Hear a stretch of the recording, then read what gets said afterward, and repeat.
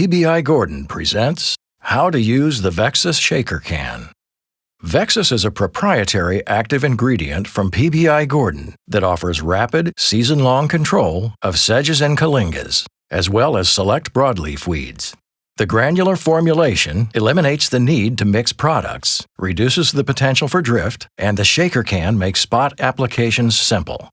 First and foremost, be sure to read product label instructions before you begin. Now, open the flip top on the lid. Opening it to the first notch provides the ideal coverage. Next, just shake out the product in a steady, consistent motion over target weeds. Vexis can be applied to wet or dry turf, but to get the best results, water in the product within 48 hours. About 2 weeks after applying Vexis per label instructions, targeted sedge is dead.